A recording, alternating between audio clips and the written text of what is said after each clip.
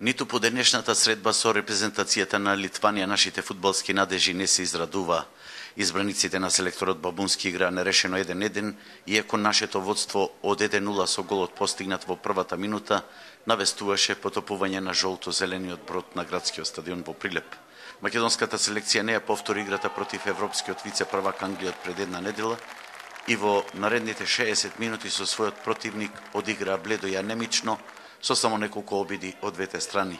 Најпрвин од 20 на метри силно шутираше капитенот Димитровски, а потоа со неуспешен лоб удар возврати Новиковас.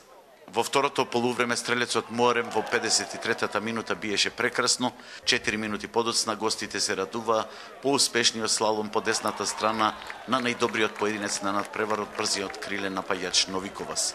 По овој гол, како да гледав не сосема поинаков надпревар. Бабунски го освежи нападот, а црвените покажаа дека можат да трчаат и во последната фаза на надпреварот. Се редеа шанси на двете страни. Најпрвин празен гол промаши капитенот на литванците Папсус, а потоа промашија Ибраими, Ивановски и Фазли во македонската селекција. Во самиот финиш гостите има уште две зрели шанси, а Новиковас можеше да се прослави со пробивот по левата страна, кога изби сам пред голманот на Умовски, кој спаси сигурен гол. По трите надпревари со Грција, Англија и Литванија, македонската селекција е на дното на квалификацијската група со само еден освоен бод.